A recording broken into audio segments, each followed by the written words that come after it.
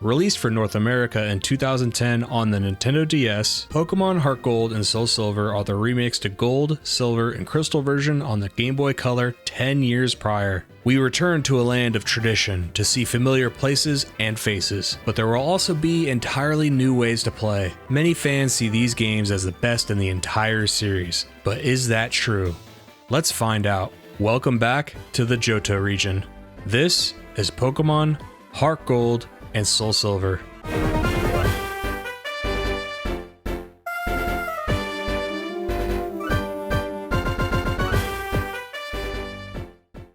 Welcome folks, I'm Livid. It's good to be back in the Johto region.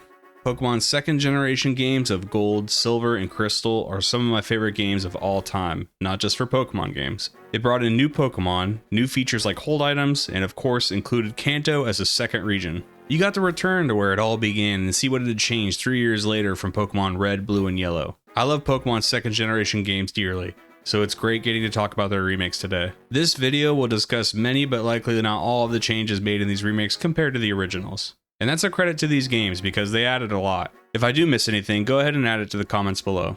This will not be a top-down explanation of the second generation of Pokemon games, as I've already made a video on that, and you can check it out and come back here if you'd like. I'll leave a link in the description. If you end up liking this video, please like, comment, and subscribe. I really appreciate it if you do, and it lets me know you'd like more of this kind of content. I have an overwhelming positive bias coming into this video. My first time playing these games was back when they were released in March 2010. I was just a few months away from graduating high school. Playing these games was like a huge reward and release for me at the time. You see, I had been a bit of a bad boy in high school. I was that class clown kid always interested in having fun and joking around while the rest of you were actually trying to learn something. I'd get kicked out of class, get into fights, and get suspended. But by my senior year of high school, I started to realize that I may not graduate on time. And that meant that I may have had to go back to high school to get my diploma in a 5th year. That's called a super senior. And that was a huge mark of shame in my school back then. Seeking to avoid the humiliation of my own actions, I decided to focus. I worked really hard the rest of the year doing optional online classes. Between that and playing on the soccer team, I was waking up around 5:30 every day and going to sleep around midnight. I didn't have time to play games or really enjoy my senior year, again due to my own actions. But by March of 2010, I had enough credits to graduate in a few months and I could relax. HeartGold and SoulSilver were not only new Pokemon games, they were the remakes to my favorite Pokemon games. I bought both copies, and I still have my original games, boxes, and even Pokewalkers. For this video, I played both of my physical games on a modified 3DS for capturing gameplay that you're seeing right now. So you get the idea. I absolutely love these games, and it's hard to dissociate from all those feelings of nostalgia both from my childhood and my teenage years. As it stands during the making of this video, these remain my favorite Pokemon games. However, I'll do my best to be objective and balanced. These games take us back to the Johto region with a largely intact story from the originals. But it mixes the additional story elements from Pokemon Crystal with Yusin's hunt for the legendary Pokemon Suicune. And there are even more story elements added to someone like the rival Silver.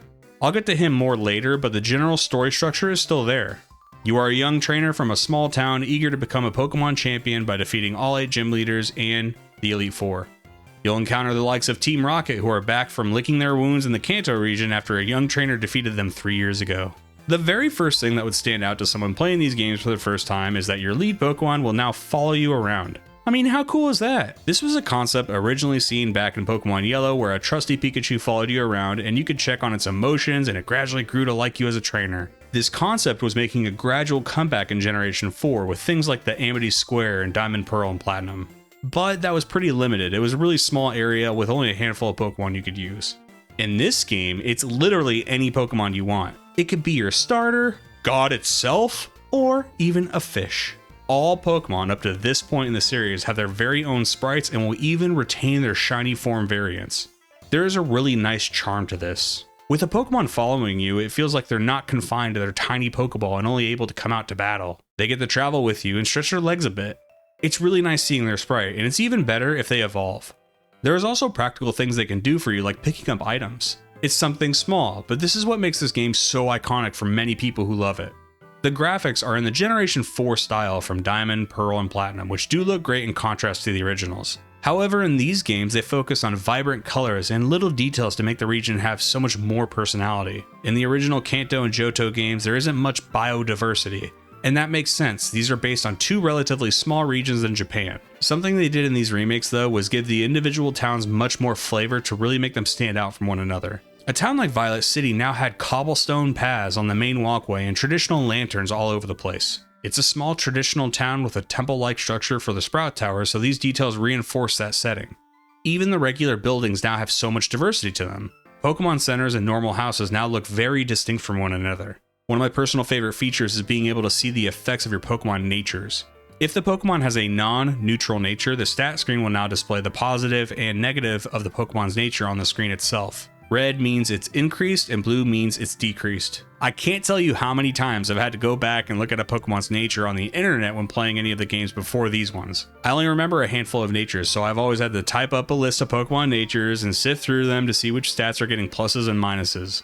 Another small but wonderfully welcome addition. In Generation 4, the physical special split was able to grace Johto. Back in my day, the moves Pokemon used were based off the type itself, not the move it was using. For example, all fire, water, and electric type moves were special. All normal, fighting, and flying type moves were physical. This meant some Pokemon were severely boxed in due to their moves not taking advantage of their actual stats. Gyarados is a great example. In the first few generations, it's a physical-based attacker that has half water type, half flying. This meant that the water moves it was using wasn't really taking advantage of the high attack stat because water itself was in the special category. But by Generation 4, there was a physical special split. Each move was individually designated as physical or special, regardless of its type. Now our Gyarados with super high attack could use a move like Waterfall, which was a physical-based water move that used Gyarados' strengths. Level up moves also have seen an update across the board, and it's almost exclusively to realign them or add new ones rather than take anything away. For example, take the lovable starter Pokemon Totodile. In Gold, Silver, and Crystal it learned Water Gun at level 13, but now it learns it at level 6, giving you access to its own elemental attack much earlier. Then there's Lugia and Ho-Oh. For some insane reason, one or the other, depending on which version of the game you were playing, would not be able to learn their signature move. Aeroblast for Lugia and Sacred Fire for Ho-Oh. I mean, I don't know if that was an oversight, but that's just crazy. Now they will both know their signature move upon catching it no matter which version you're playing.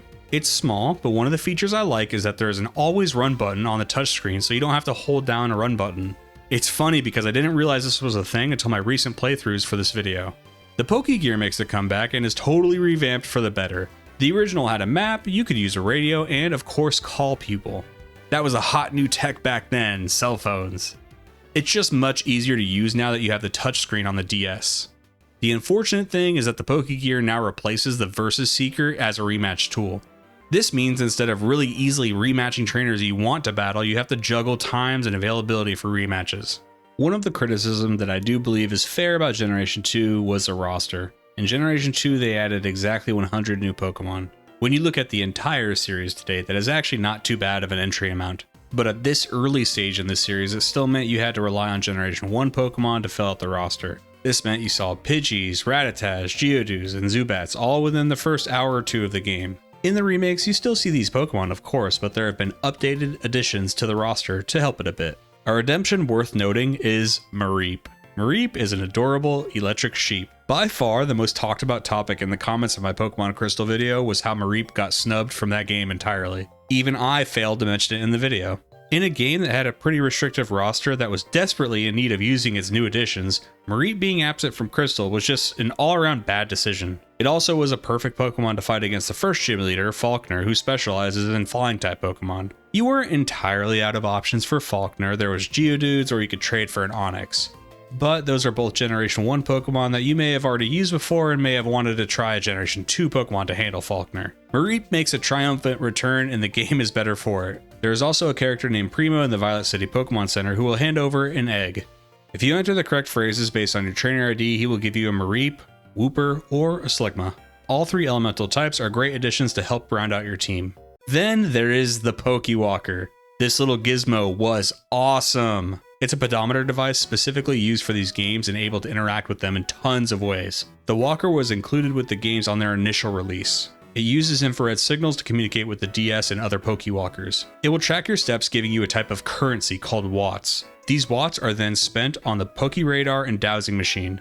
You can place your own Pokemon from the games here to gain extra experience and help influence things that happen when using its features. The Pokeradar helps you find Pokemon on the device itself and go into a primitive little battle scene to catch them. The dowsing machine also does something similar for items. It has 27 distinct areas in total, although some are locked behind online releases or can't be unlocked until the national decks. These areas would be unlocked by collecting more and more watts, so we were burning calories and having fun doing it. This also meant there was a ton of Pokemon. Some of the Pokemon that could be caught on the walker were simply not present in the original game, and others could be caught in the game but much later. Even before getting the National Pokedex, you could catch a pretty wide range of Pokemon, like Pikachu, Ponyta, and Doduo. If you use the Pokewalker, it bursts open the doors on the roster restrictions and allowed you to catch so many more Pokemon and get really great items for evolving Pokemon too. And it doesn't stop there. Once you get the National Pokedex, you could catch Hoenn and Sinnoh Pokemon, Torchic, Spiritomb, and of course, Bidoof! I love that thing. It supported the early and late game, adding to both ends of that experience. It will eventually run out of battery, of course. It was only estimated to last 4 months of normal usage. The process to switch batteries is super easy though, the back comes off with no problems. Mine did eventually die, but it never died to me back in the day when I was playing these games. But I did use this thing everywhere. I would stuff it in my pockets when I went to school during PE class or soccer practice. There were also the mad scientist types trying to find ways to get more watts by attaching it to dogs or cat collars. Or the old tape it to the ceiling fan, although I think I tried that and it didn't work. The Pokewalker has to be one of the coolest things that Game Freak has ever done. And the best part is that much of this could have been done entirely alone. No buying DLC or a season pass, it just meant getting out there and walking. But if you did want to play with other people, you could. If 2 of the devices were in range and the infrared was activated, the 2 players will interact and both of them will receive an item. Even if you couldn't play the main game, you could just pop this thing in your pocket and go about your business. In Japan, like always, they got some cool goodies we never saw in the West though. They had these Pokewalker spots, which were stands placed outside Pokemon Center stores for a limited time. Players could receive random items from the stands using infrared. Another great place for catching diverse Pokemon is the Safari Zone. The Safari Zone was in the original Red, Blue, and Yellow games located in Fuchsia City. It was a sprawling place to catch all sorts of unique and rare Pokemon like Chansey or Tauros. But due to the tight development window and limited space on the hardware of the time, it was closed up by the time you got back to Fuchsia City in Gold, Silver, and Crystal. This was always a huge bummer for me as a kid. Just going up to that building and the entire entrance being blocked off. So I should be happy that they put one in the remakes, right? Well, it's complicated. First of all, they made a whole new area for it and other stuff that'll happen later on the far left portion of the map. I'm not naive, I know there's going to be new things in remakes, but I guess it's weird when they add entire new routes versus anything else they add like quality of life features. This Safari Zone is all about crafting your own experience when you enter it. First, you can choose and move up to 6 biomes around wherever you want. For example, you could move the desert and wetlands around close to each other if you want to focus on exploring those. Then you can place items down within these areas to manipulate what Pokemon you'll encounter. This place just looks strange when you actually roam around it though. Just perfect little slices of each biomes. I don't know, it feels devoid of personality when it's done like this. The way they can just be moved around and are just tiny little slices. Then up to 30 items can be placed in each area. There is this complicated system for how all this works over days and weeks, and I just don't like it. There are cool Pokemon you can catch here before and after getting the National Pokedex, but the whole process of encountering them and having to customize zones and place down items that aren't aesthetic but have practical gameplay usage is all too much for me. One of the requirements to find Vigoroth is having the Peak Zone active for 60 real days. Gible takes 100 days. I know someone will inevitably say, well, you're not supposed to rush through these games. I would play for months. I mean, I would play for months too, but waiting 100 days to catch a Gible? Back in my day, you'd walk into the Safari Zone, pay for a ticket, and go crazy until you ran out of steps or Pokeballs. It was very simple and sweet. The next complaint isn't really a criticism, it's just a me thing. Why didn't they just put the original Safari Zone back in Fuchsia City? I mean, how cool would it have been to return to the same building and there it is in all of its glory? And they still could have had some fun with it since it had been 3 years later. It would have made sense to have new areas in Pokemon. But its original location was replaced by the Pal Park and the son of the former warden of the Safari Zone, which I'll talk about later. I'm sure the reason why they put the Safari Zone in the new location within Johto was to further lean into the idea of giving access to more Pokemon during your journey to combat that criticism. I know this is a nitpick, but hear me out. What if they put the Pal Park in the new area they created for the Safari Zone, and the Safari Zone went back to where it was supposed to be? Then when you go to the Pal Park, it can be both for transferring old Pokemon into the games and this entire new concept of swapping around tiles and such to catch extra Pokemon. One half of this new area could be for transferring features accessed later in game, and the other half of the location could be for this new concept. Then when you get back to Fuchsia City, there is an actual Safari Zone back open. It would have been such an awesome full circle moment to return to the Safari Zone. And they even did something like I'm suggesting in this game already. In the originals, Viridian Forest is part of the route, looking like it basically got chopped down or something. But they restore it to all its former glory in the remakes. That's the kind of thing I mean. Whether I liked its execution or not, the Safari Zone adds more to the main story and post-game, and that's good. And the roster changes don't even stop there. Let's talk legendaries. As with the originals, you can catch both Ho-Oh and Lugia, and either way, they both know their signature moves. Suicune and Yuusine's storyline, of course, makes a return. The other legendary beasts return as well and are much easier to track down this time, with a revamped Pokegear that can be interacted with the lower screen of the DS. In the post-game, they add all 3 legendary birds from the Kanto games: Articuno, Zapdos, and Moltres. My favorite detail is that they're all back or pretty close to where they were in the Kanto games. To round out the Kanto love, Mewtwo also makes a return back to the Cerulean Cave. This addresses another issue some players, not me, had with the originals. They felt as though there wasn't much to do in Kanto when you became champion. The trainers aren't really tough, and you can quickly get through the whole sequence. Like I said in my Gold and Silver video, and I still think today, I never saw post-game content as needing to be as deep as the core front half of the game. For an old Gen 1er like me, I just loved going back to Kanto and seeing all the changes. Luckily, for both sides of that opinion, we simply get more. After getting all of the badges, you can hunt down these awesome legendary Pokemon that pay homage to the original games. And not even that they just exist in the game, but they're all back where they would have been found. It's a really special experience and makes for the link from Gen 1 and 2 even stronger for someone like me. And it does not stop there. Depending on which game you have, you can catch Latios or Latias, the other one being available from a Wi-Fi event. And since we're talking about Hoenn legendaries, how about Kyogre or Groudon? And even Rayquaza if you have the other two with you. So what do I think about the roster in HeartGold and SoulSilver as compared to its predecessors? Well, with all of this in mind, the roster changes, Pokewalker, Safari Zone, and late game legendary changes, I think the roster is great now. I do think it heavily leans on the Pokewalker though, as that will give you access to the majority of these additions. Getting a Pokewalker may be a little pricey these days, but if you do want to play with one, you can. The battery replacement is really easy, and I do think it's worth it if you want to have that pure Generation 4, Gen 2 remake experience.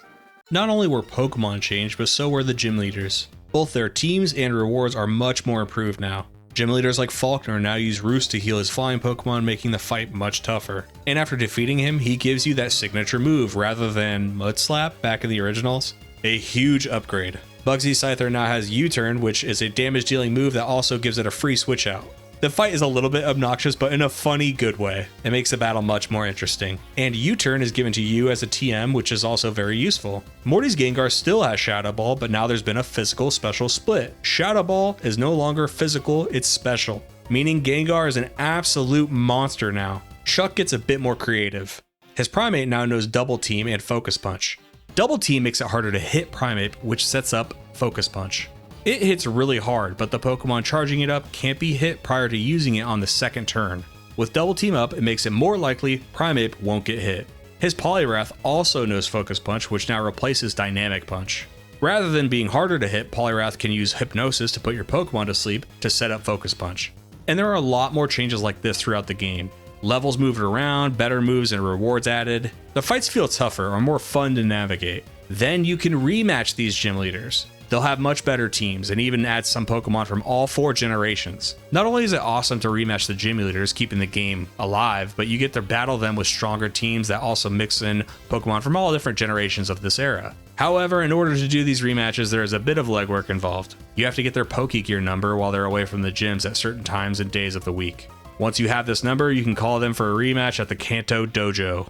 But they don't want to battle just any day, they also want to battle on certain times and days. The good news is that once you finally get a hold of them, they will stay in the dojo until you're ready to rematch them. So you can gather some of them up and battle at once, or set up a rematch and get back to them when you find time.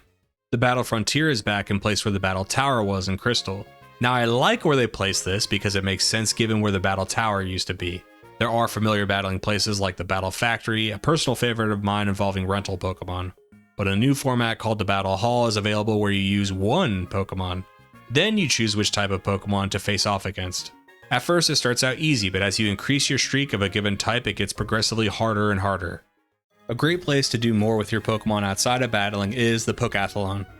This is a new area in the national park north of Goldenrod City. You choose 3 of your own Pokemon for different types of competitions involving things like speed, power, jumping, and others.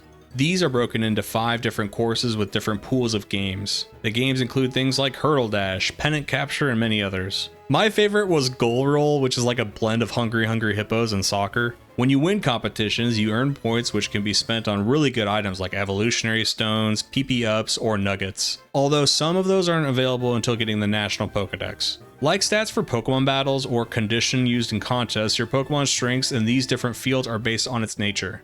You can increase or decrease certain performance ratings by using the Appri Blender. It's in addition to your Apricorn box. The blender is where you can put in your own Apricorns and walk around until it mixes into a drink. Now this is a great addition. Apricorns in the original games were given to Kurt and he'd make you specialty Pokeballs. It often wasn't worth the trouble of going through because he could only give you 1 ball per Apricorn you gave him, and it was usually more efficient to just buy Great Balls, honestly. By Generation 4 Pokeballs on the stat screen now keep the design of whatever ball they were caught in, so it's kind of cool catching certain Pokemon in a specific ball you'd like to have it in. The Apricorn trees are all over these games, and if you didn't want to get a specialty Pokeball, it kind of felt like an ignored feature for some. However, they've taken that and improved upon it by allowing the Apricorns to be used in the blender. This gives them a whole new way to be used and may make a player like me start getting interested in collecting them. There is even a multiplayer feature here with up to 4 players participating in these events. I never did it back in the day and I'm replaying these games by my lonesome today, so I can't speak on it. I will say, even against the computer, these competitions were fun. I can see it being really fun in person. Overall, I really like the Pokathlon. I think these games are fun and varied. It reminds me of Pokemon Stadium, and they are a totally different way to play the game or use some of your Pokemon. I've always felt that there should be more ways to use your Pokemon outside of battle. No, not like using TMs, which I still find annoying. I mean for things like this. The priority should always be battling, but you can do stuff like this to break up the pace when it feels too grindy, and the items won here can be used back when you start battling again. I think a dilemma for Pokemon these days is so much of it is based on stats, and what Pokemon has a higher stat rating and a better move pool. But what if you could hunt or breed for an amazing Pokathlon Pokemon that isn't intended to battle at all? In fact, you can give an overlooked Pokemon a whole new life by making them good at something outside of battle. I think this concept and many more should make its way back into the core series games. Now back to the PAL Park I mentioned earlier. This is where the old Safari once stood in Fuchsia City, and may it rest in peace. I may not love where they put it, but I do love this feature. This is where you transfer your Pokemon from your Game Boy Advance era games into the 4th generation. Unlike in Diamond, Pearl, and Platinum's version of this, you can transfer as many Pokemon as you want in a day, although it's in groups of 6. Once they are transferred forward, there is no going back though. This isn't like Generation 1 and 2 where you can bounce legal Pokemon between games. Once you select 6 Pokemon to be transferred, you go into the PAL Park and begin catching your own Pokemon. Don't worry, every ball you use is effectively a Master Ball because they won't fail once you find them. There are 5 different areas where your Pokemon can be found: forest, field, pond, mountain, and sea. There's a little time-based game to find all your Pokemon as quickly as possible too. The rewards are in the form of berries. I think this is a great feature, and I want to give credit to Game Freak for doing what they could to ensure things could transfer. This does mean you needed an original DS or a DS Lite because later versions of the DS didn't have a second slot for the GBA games. But hey, that's just a testament for how cool the earlier DS consoles were, and I just appreciate that they found a way to incorporate it into the transfer aspects for Pokemon. Since we're talking Generation 4, there were of course Wi-Fi events you could enjoy that you'd get from your Wi-Fi connectivity. I will also talk a little bit about the distribution events that were held at Toys R Us or GameStop. Most of these events were technically already on your game, but you'd get a little item or Pokemon that would flag the game to allow you to access these events. While the official servers are shut down, there are actually fan-run servers to this day that will distribute these events out so we can enjoy them. That's what I did for this video, and I'm excited to jump into these because they're really cool. The Enigma Stone can be obtained and help you catch the other legendary roaming Pokemon from the Hoenn region that you didn't catch in the main game. It's short and sweet, but you get to meet back up with Steven Stone, the former champion of the Hoenn region, as he explains more about the Pokemon. I like when characters from other games make appearances like this, and it starts happening a lot in Generation 4. The shiny Pichu distributed out will give you access to a little cutscene in the forest. Apparently, this shiny Pichu and a spiky-eared Pichu were once friends and they were separated. They get reunited again and you get the spiky-eared Pichu as a reward. It's cool, I like different variants like this.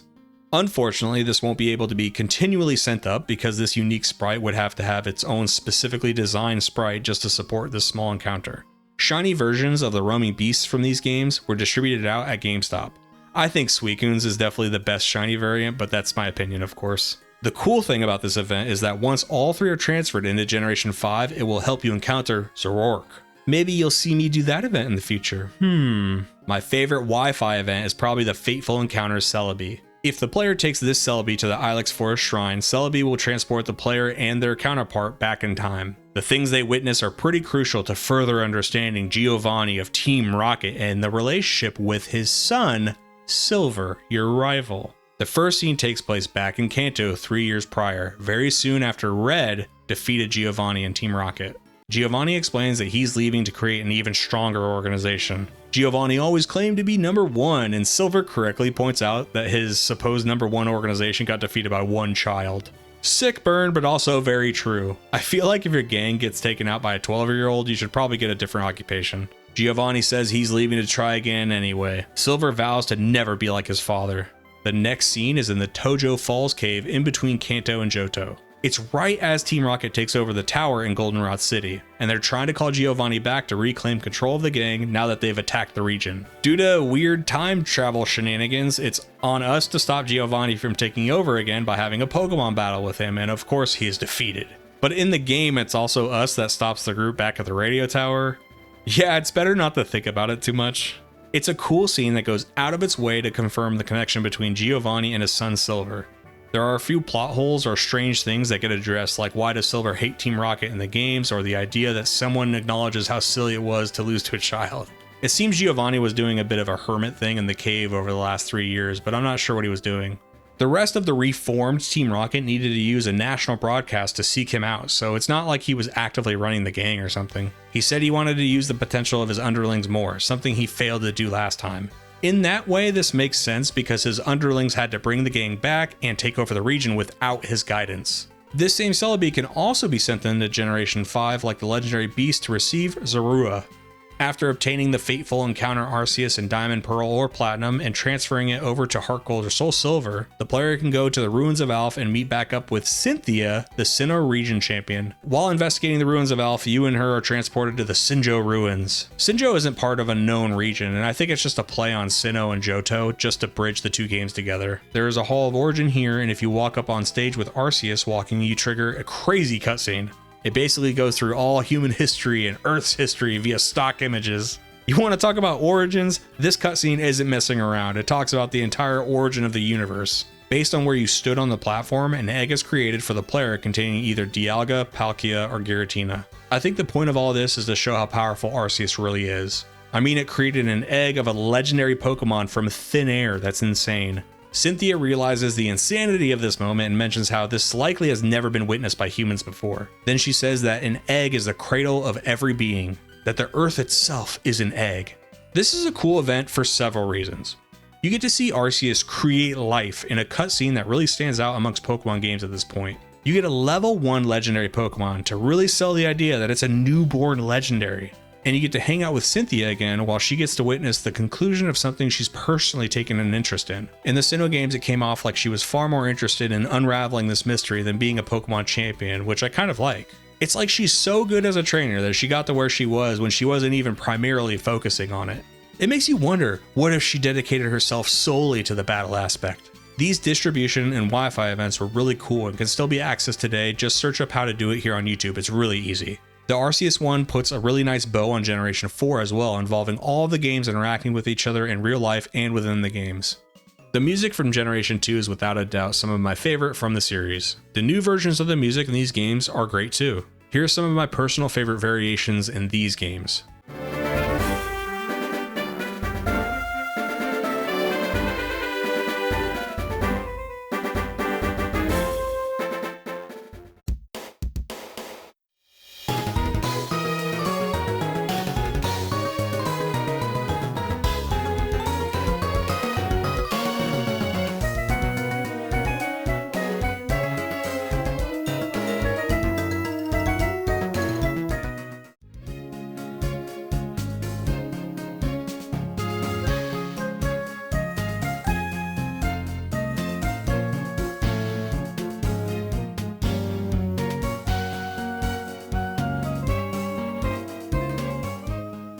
But for older people like me, there's just something about that chiptune sound of the originals.